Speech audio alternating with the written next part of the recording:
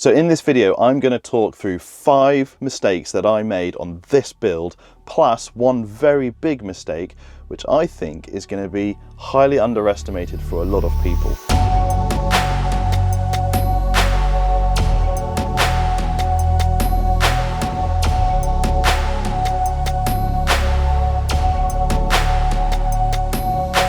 So something I've noticed is a lot of YouTubers, myself included, we always talk about the things that we've done well, or how-to guides, or showing off what you've built, what you've created. Very few people actually cover the mistakes that they made whilst going through the process. And let's be honest, we're all human and we all make mistakes, particularly when it comes to self-build campervans. And I guarantee that 9 times out of 10, you're most likely building your own campervan because that's not your full-time job.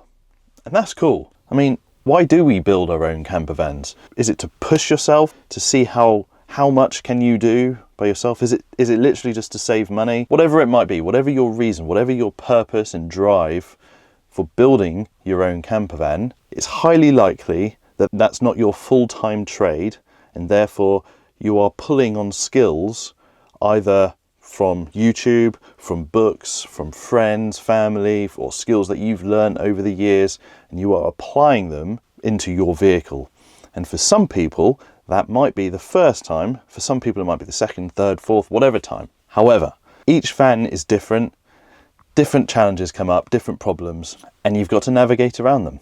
So this video is going to be really useful for people who are either just starting out with your campervan conversion, or you're midway through and unsure about how to do certain things, or you're towards the end of your build and you're kind of looking at those finishing touches. So keep watching and I'll talk you through the things that I did wrong, and that if I was to do this again, I would make some adjustments and some changes in the way that I did them. Some of them are going to be really practical in terms of the tools and the materials that I used. Some of them are going to be physically down to the design and the layout of this van.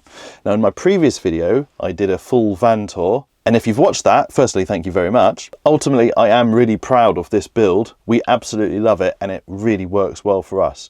There's just some small, tiny things that now, a year on, slightly, maybe somewhat massively annoy me. They don't annoy me enough to rip it all out and start over again yet. But if I was to do this again, I would definitely look at alternative solutions. Now, for many people building vans, they may already have some skills, such as they might be a carpenter and you're transferring it into a van, or you might be a plumber, or you might be an electrician. Those are kind of core trade skills that you need when you are building a van. Now, I myself, I have none of them.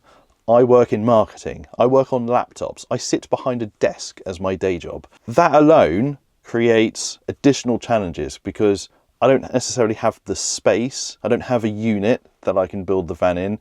I was working throughout the winter, so rain, snow, cold, out on my driveway, cutting holes in the van and then trying to build it as quickly as possible because I gave myself a deadline to have it completed by Easter. In total, the van took us 4.5 months to build from start to finish. I've got a lot of hands-on DIY experience using wood, electricals and plumbing, but that's just stuff that I've learned on the go from working on the house and watching YouTube videos, or a few tradespeople as friends that I've leaned on for advice or input.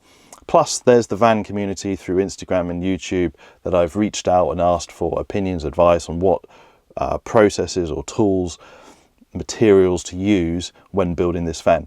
So that alone, there's a tip actually right there. Use the network, use social media to reach out to the right people, seek advice, use the forums. There is a wealth of knowledge on those forums. Some of it you have to take with a pinch of salt, and ultimately it boils down to you decide where your limits are. If something is going to be too much of a reach or too expensive, find alternative ways, but don't skimp out on the detail. Particularly when it comes to plumbing or electrics, those components are critical, and if you get it wrong, the results could be catastrophic. So don't be that guy. So the first mistake that I made when building this van was actually down to the choice of wood that I use for these cabinets right here. and all around. Now, in an effort for me to save some money and invest more into the electrical side of this van and some of the other features, I decided to use plywood that I got from my local DIY shop. So it's fairly kind of standard construction plywood. It is 18mm ply, so it's very strong, and we wanted something that showed off the edges, and then we knew that we would then have to cut them out and then paint them, prime them, paint them in their final color, and then fit them, which causes, I guess, further manufacturing and processing, whereas you can just buy pre-laminated lightweight ply, but that's almost double the cost of what we paid for per sheet of ply here. I think we paid something like 45, 50 pound a sheet or something like that. Now, it worked really well, and it's relatively soft, so it's easy to cut, particularly in a straight line. In fact, here's another little mistake that I made, is I didn't have any way of cutting a straight line until after I'd started the first cabinets. So I ended up buying a table saw so I could at least cut in a straight line. Before that, I was using effectively a long ruler and a handsaw, which is fine. Really, you want a rail drop saw. Now, the issue that I had with this wood is that as the temperatures were changing and I was cutting it in very cold temperatures, what I've noticed, since it's kind of, I don't know, dried out, there's some of the wood has started to bow ever so slightly. And I didn't really notice this until after we'd put the cabinets in. It then gave me a load of headaches making that the front of these lockers absolutely square and plumb. Now, as you probably know, there is no square edge in the van. Everything is curved. It drops off at the back, it curves over the top, and it curves down the walls of the van. So there's no square edge to operate from. So everything you have to scribe and line up and square off separately. Now, I built these cabinets in the workshop, my garage, and then put them in, scribe them, and cut them back. Let me show you a bit closer. So as you can see here, this edge, there's a slight gap, and it's not quite as pronounced as it is there. Basically, that is square, but as it comes to here, there's a bit more of a gap, and it just bows ever so slightly here. Okay, look, I'm being a bit pernickety, but it's minor, but it annoys me. Another area where this occurred was down here at the edge of the fridge. So the fridge, it is square, but this gap here is a couple of mil shallower than it is over this side. And although it works and it looks good, when you get up close, that's where you start noticing a few minor mistakes. Excuse the mess, we are currently mid-packing, ready to go on a bit of a trip. So my advice, if you are starting out on your build and you're thinking about what materials to use for your main cabinets, lockers, whatever it might be, first of all, use good quality wood. In fact, that's nothing. Although this is relatively cheap plywood, I did go in and have a look at specific sheets, and I made sure that I chose ones that didn't have loads of knots and holes and gaps, and they were clean. So we did well there, but make sure you use good quality wood, and more importantly, make sure you use good quality rail saw or table saw to make sure you can get absolutely crisp straight lines, because unless you can start getting straight lines, everything's going to get wonky. Okay, moving on to the next thing, the roof light. Now, this roof light is actually one of our favorite features of the van because it produces a whole load of light, particularly in this area for the kids. However, when I first installed it, we used trim from North Devon Campers, and they supplied, I think it was Sikaflex, I think it's 522, whatever that means. And it's supposed to be high resistance to stresses and strains. I think the mistake I made was I cut the hole and I basically installed it whilst it was really cold outside. And then because I didn't have quite long enough screws, let me show you, because I didn't quite have long enough screws to bridge the gap and get up through this section here and then clamp the top part of the roof vent down on the roof, whilst the Sikaflex was going off, I had to rush down to Screwfix to get some longer screws, and I think in that time the Sikaflex had cured before it had been fully clamped. Fast forward 6 months or so, I noticed that the roof vent was leaking. There was water in this trim here, there was water basically running down into this channel. I had to pull this down, wipe it down, and there was drips coming off some of these little screws just up here. Incredibly frustrating. So what I had to do is I basically had to pull all this down, and I pushed up on the skylight, and the whole lot just popped off, which made me quite nervous. I ended up scraping all the Sikaflex off and resealing it and then rebonding it, and so far, touch wood, it hasn't leaked since. We've had a bit of condensation, but other than that, it has not leaked when it's been heavy rain. Now I know, in hindsight, I would have also used a self-setting Sika. I don't know exactly what it's called, but I know that James from Moss Adventure Van, he uses this and he swears by it. So when you do the skylight or any roof vent or hole in your roof, you can then go around with this self-setting stuff. I'll see if I can find it and put a link in the description below. But it's a self-setting sealant, and you just literally squeeze it around the perimeter, and what it does is, like a self-leveling compound, it just oozes over the seal and just creates a perfect weather-tight seal over your edge. So you've got the bonding Sika, which bonds your skylight to the adapter and then through the roof, or to the roof. And then you've got screws going up through, and you've got a mechanical fixing and a glue, and then you've got a self-leveling glue that sits over the top just to give a perfect weather seal. So definitely do that in the future if you are looking to install any sort of skylight, max fan, even the dome vents. I'd even go ahead and do it on anything like antennas or items like that where you're cutting into the roof of the van. Okay, so mistake number 3.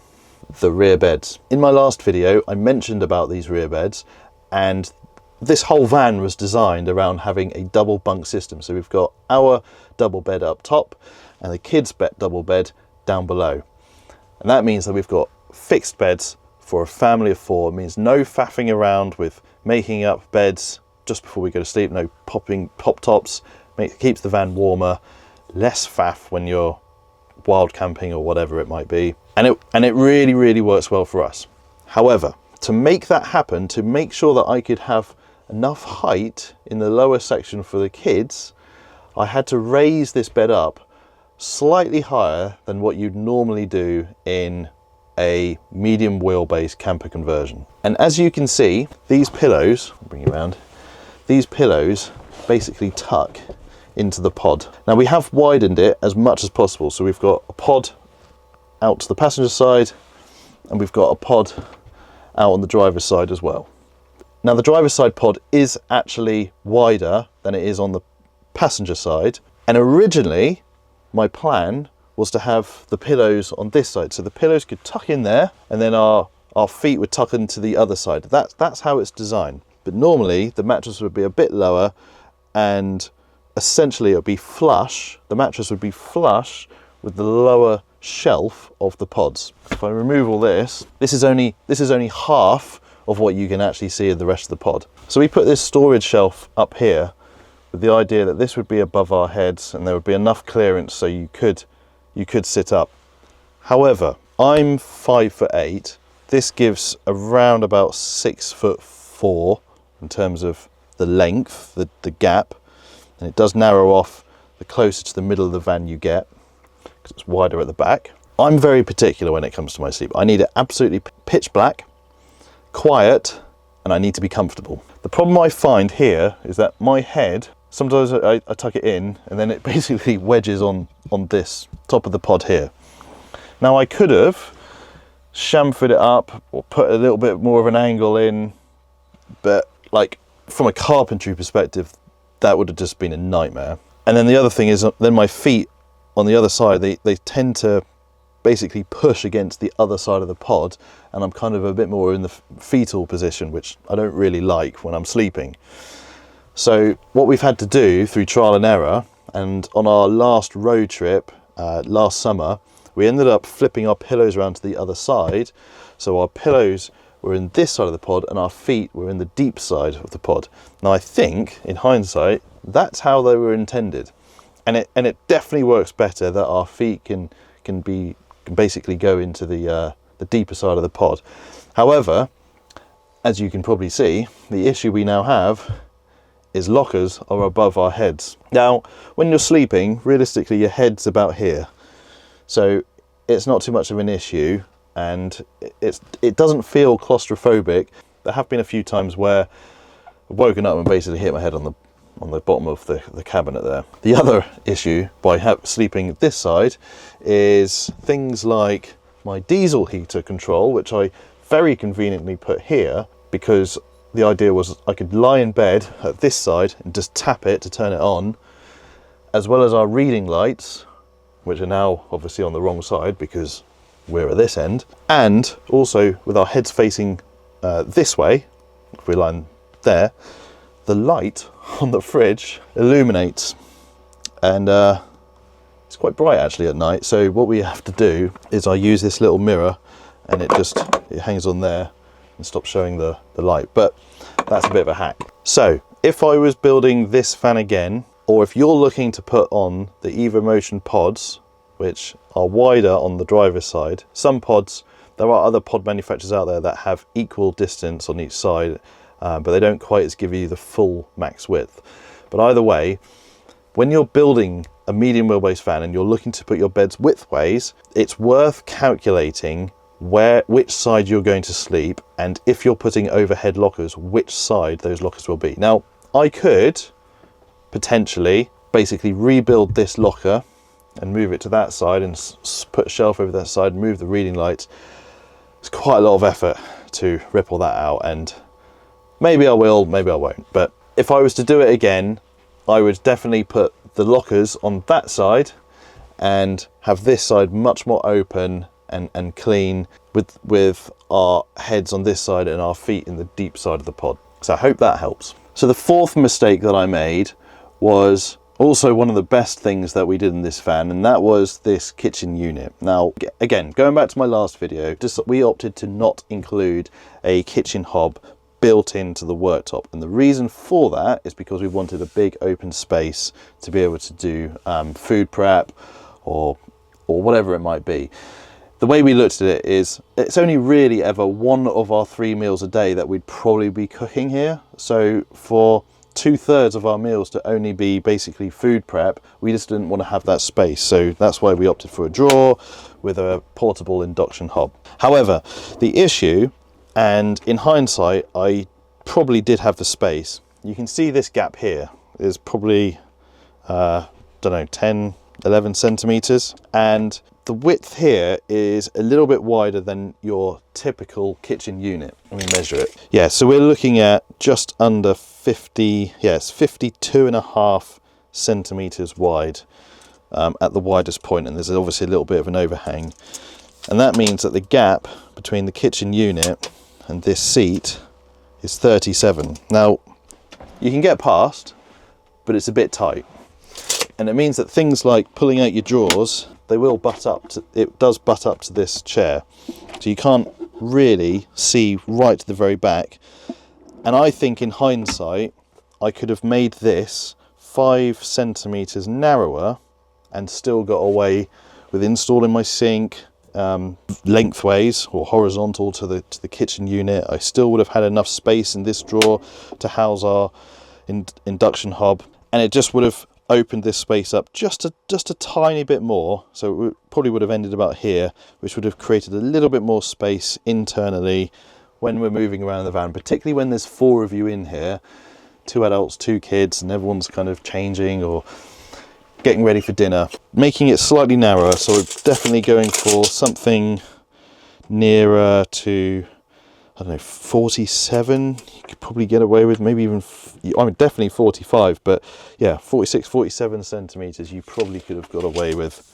I could have got away with. In terms of length, it's 125 centimeters, which again, I think is ever so slightly longer than most kitchen units, that like pods that you can pre-buy from kind of modular manufacturers of units that go into these sorts of vans. This one isn't a deal breaker for me, and there's absolutely no way I'm going to be ripping this out to rebuild it just to make it 5 centimeters narrower. But if I was building a van again, I would probably consider the width of this unit a bit more. It is quite a big unit, and even just getting into this cupboard, kind of, you can't, you know, I can't even, yeah, just about reach to the back. And quite often there's a lost packet of crisps or pack of bananas back there. Okay, the fifth mistake that I made was actually related to the trim, this leather vinyl mostly, and the trims that I used on the sidewalls, all the materials. But it's not the materials themselves. We absolutely love this leatherette vinyl. It's a marine vinyl. It's easy to clean, wipe down. So if the kids spill their food, or they make splatters, or this pasta sauce goes flying everywhere, or you're splatting mosquitoes, you know, little bursts of blood on the ceiling, ugh. Easy to wipe down. Little spray, wipe it down, nice and clean. We've also got the tartan fabrics on the side panels, which you also saw in the pods and on the back doors. Absolutely brilliant. But with these materials, they require a little bit more processing. Unlike your box standard kind of 4-way stretch carpet that a lot of people use, where you just then use a high temp spray adhesive. You spray that onto the metal or the wood panel that you're using, and then you just stretch the carpet over. These materials, particularly the vinyl, has very little stretch whatsoever. So it's much trickier to mold around wood panels, ply panels, metal, to try and make sure that you get that shape. So you have to do a lot more processing, particularly on window frames, where you've got to basically cut certain sections on the corners and wrap it round, glue it to the back of the frame or the surround. Now, to add an extra element of luxury to this fan, we opted to use a scrim foam. So if you look closely here, it's kind of soft touch, like it's got a nice padded kind of feel to it, which is very nice. But behind here, so this is a 5mm ply, and then we've got a 3mm scrim, and then we've got our vinyl on the top. Now, I used high temp adhesive to basically glue the scrim foam to the ply, and then spray over the top, and then glue the vinyl to that. It works. Like, this has not come off at all, it's not pulled away. However, what it has created, because of the high temp adhesive, it's like a spray foam that you put on. Every so often you get little blotches that soak through the scrim, and then as you're applying your vinyl, or whatever your finishing material is, to it, it creates these dimples. Now, I don't know if you can see that in the camera, but there's basically ever so like little dimples throughout the panel. This panel's not actually too bad, it's slightly worse a bit lower down. So you can see here, there's kind of like dimples where, as I was applying it, I was kind of pushing with my fingers. Now, I've tried lots of things to try and get it out, like heating it up again and kind of brushing it, and it does help, but yeah, it's not as nice as what I was hoping for in the finished product. Now, you can see on the other side, the tartan, kind of this material hides a lot of that. You can just about see it down here, but it does hide a lot of those little issues. And in the ceiling, it's the same again. There's a couple of dimples just running through the ceiling, but again, I'm probably being a bit picky in terms of the detail here. You can just see little bits here and there. So if I was doing these panels again, I would use a different adhesive. Again, having spoken to James at Moss Adventure, I think he uses some sort of acrylic glue, and he kind of paints it onto the ply panel. He uses a 6mm scrim, which again just hides a lot more sins, and then again I think it's some sort of acrylic glue, and you kind of just let it set initially so it's more tacky, and then it helps if you have another pair of hands as well, because then you can kind of pull the sheet, your finishing material, over the panel or whatever it is that you want to apply it to, pull it from both ends and lay it on flat, and then brush it really gently without kind of pushing with your hands. Because I was doing this all by myself, it just created an extra layer of complexity. So get help, use the right glue, use the right adhesives, and use a 6mm scrim foam. That will help just hide some of those little tiny dimple mistakes, or not mistakes, but just imperfections. On a similar theme, I would absolutely advocate making use of high quality adhesives. The last thing you want are trims peeling off, and I have had a couple of issues where I used a slightly cheaper adhesive, not the high temp stuff or anything too strong, and basically as soon as the van started getting a bit warm, the adhesive melted, and some of the flooring panels that I used just lifted off. I had a slight issue on this window just around the corner here where the trim was coming off, so I've had to use this In fact, it's not even on that well. There we go. Basically, I've had to use like a U-trim just to hide that a little bit more. Live and learn. So they are the 5 mistakes that I made, and hopefully that helps you to avoid them going forward when you're in your own campervan build.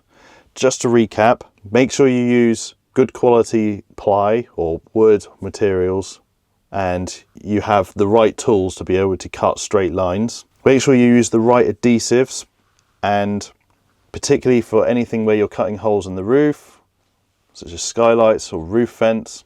Same applies for any finishing materials or trims internally, making sure you use the right adhesives and the right scrim foam widths to make sure that you hide any of those imperfections that can be caused through the glue. If you're going widthways in a medium wheelbase van and you're going to add flares or pods, make sure you're clear about which side you're going to be sleeping and where those cabinets are going to be, particularly if it's relative to the height of the bed. That's pretty crucial. And also the width of your kitchen unit and how much space you really need for storing pots and pans and any of your pantry materials. Now, at the beginning of the video, I mentioned there's a bonus mistake, if you like, that I think is massively underestimated, and this one hit me pretty hard. As I previously mentioned, most people building their own vans are leaning on skills and experiences that they have gained through doing other jobs, either building other vans. Mine was previously building a transporter campervan, but this is completely different and on a bigger scale. Or you know, they've worked in trade, or they've been, you know, done some DIY to the house and just kind of transferring it over to the van.